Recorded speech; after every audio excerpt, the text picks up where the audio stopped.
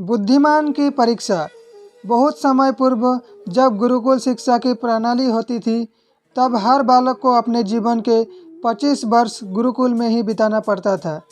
उस समय एक प्रचंड पंडित राधे गुप्त हुआ करते थे, जिनका गुरुकुल बहुत प्रसिद्ध था, जहां दूर दूर के राज्यों के शिष्य शिक्षा प्राप्त करने के लिए आया करते थे। बात उन दिनों की है जब राधे गुप्त की उम्र ढलने लगी थी और उसकी पत्नी का देहांत हो चुका था। घर में विवाह योग्य एक कन्या थी। राधे गुप्त को हर समय उसकी चिंता सताती रहती थी। वो उसका विवाह एक योग्य व्यक्ति से करना चाहते थे, जिसके पास संपत्ति भले न हो पर वो कर्मठ हो, जो कोई भी परिस्थिति में उसकी बेटी को खुश रखे और उचित समय पर उचित निर्णय ले सके। एक दिन उनके मस्तिष्क में एक ख्याल आया और उन्होंने इस परेशानी का हल सोचा कि क्यों ना वो अपने खुद के शिष्यों में से ही योग्य वर की तलाश करें। उनसे बेहतर उनकी बेटी के लिए और क्या हो सकता है। इस कार्य के लिए उन्होंने बुद्धिमान की परीक्षा लेने का निर्णय लिया और सभी शिष्यों को एकत्र किया। राधे गुप्त ने सभी से कहा कि वे एक परीक्षा आयोजित करना चाहते हैं, जिसमें सभी की बुद्धिमानी का परिचय होगा। उन्होंने सभी से कहा कि उन्हें अपनी पुत्री के लिए विवाह की चिंता है, जिसके लिए उनके पास पर्याप्त धन नहीं है। इसीलिए वे चाहते हैं कि उनके शिष्य विवाह में लगने वाली सभी सामग्री कैसे भी करके एकत्र करें। भले उसके लिए उन्हें चोरी का रास्ता चुनना पड़े, लेकिन उन्हें चोरी करता कोई भी देख न सके, इसी एक शर्त का पालन सभी को करना है। अगले दिन से सभी शिष्य कार्य में जुट गए। रोजाना कोई ना कोई तरह तरह की वस्तुएं चुरा कर लाता और राधा गुप्त को दे देता। राधा गुप्त उन्हें एक विशेष स्थान पर रख देते, क्योंकि परीक्षा के बाद जो सभी वस्तुएं उनके मालिक को वापस करना जरूरी था, क्योंकि वे अपने शिष्यों को सही ज्ञान देना चाहते थे। सभी शिष्य अपने अपने दिमाग से कार्य कर रहे थे, लेकिन इनमें से एक चुपचाप गुरुकुल में बैठा हुआ था, जिसका नाम रामास्वामी था।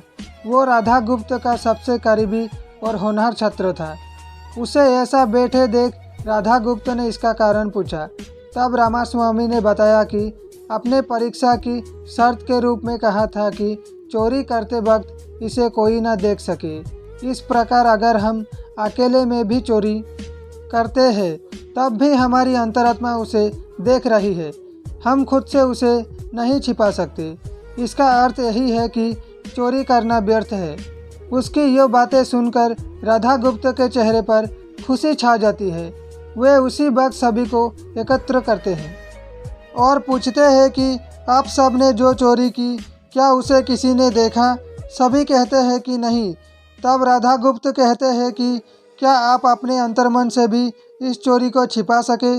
सभी को बात समझ आ जाती है और सबका सिर नीचे झुक जाता है, सिवाय रामास्वामी के। राधा गुप्त रामास्वामी को बुद्धिमानी की परीक्षा में अव्वल पाते हैं और सभी के सामने कहते हैं कि यह परीक्षा मेरी पुत्री के लिए उचित वर तलाशने के लिए रखी गई थी। इस प्रकार मैं रामास्वामी का विवाह अपनी पुत्री के साथ तय करता हूँ। सभी खुशी से झूम उठते हैं। साथ ही चुराई हुई हर एक वस्तु को उसके मालिक को सौंप के विनम्रता से सभी से क्षमा मांगते हैं। बुद्धिमानी की परीक्षा से यही शिक्षा मिलती है कि कोई भी कार्य अंतर्मन से छिपा नहीं रहता और अंतर्मन ही मनुष्य को सही राह दिखाता है। इसीलिए मनुष्य को किसी भी कार्य के सही और गलत के लिए अपने मन को टटोलना सबसे ज़रूरी है। आजकल मनुष्य ने अपने अंतरात्मा की आवाज़ सुनना बंद कर दिया है, इसीलिए वो गलत रास्ते पर जा रहा है। हमारी अंतरात्मा कभी हमें गलत राह नहीं दिखाती। यो ज़रूर है कि मन की आवाज़ हमें वो करने की सलाह देती है जिसे दिमाग कभी स्वीकार नहीं करता, क्योंकि दिमाग सदैव स्वहित में कार्य करता है और मन हमें सही और गलत का परिचय करवाता है। यो सही गलत का परिचय ही हमें सदैव बुराई से दूर रखता है। किसी भी कार्य के पहले हमें मन की आवाज़ जरूर सुनना चाहिए। इस परीक्षा के जरिए राधा गुप्त ने अपनी पुत्री के लिए एक उचित वर भी तलाश लिया और शिष्यों को जीवन का अमूल्य ज्ञान दिया। आज के वक्त में कोई भी शिक्षक एवं शिक्षण पद्धति मनुष्य को धन कमाने तक का ही ज्ञान देते हैं। एक बालक का सर्वांगीण विकास कहीं न कहीं लुप्त हो चुका है। आजकल का मनुष्य केवल बड़े होकर एक धन्यवान व्यक्ति बनने का ही ज्ञान विद्यालय में लेता है। उस बालक को सही और गलत का बोध कराने का दायित्व कोई भी नहीं लेता, क्योंकि उसके माता पिता भी आज के दौर में बस पैसा कमाने में लगे रहते हैं और शिक्षक भी केवल किताबी ज्ञान देकर अपने दायित्व से मुख मोड़ लेते हैं। ऐसे में ये छोटी छोटी कहानियाँ व्यक्ति को सही गलत सिखाने में अहम भूमिका निभाती है, लेकिन आजकल इसके लिए भी वक्त मिलना मुश्किल है। यो एक गंभीर समस्या है जिसके फलस्वरूप आज के बच्चे आसानी से गलत राह पर चलने लगते हैं और उन्हें इसका भान तब होता है जब वे पूरी तरह ग्रस्त हो जाते हैं। ज़रूरी है कि हम सभी आज की पीढ़ी को ज्ञानवर्धक बातें भी सिखाएं।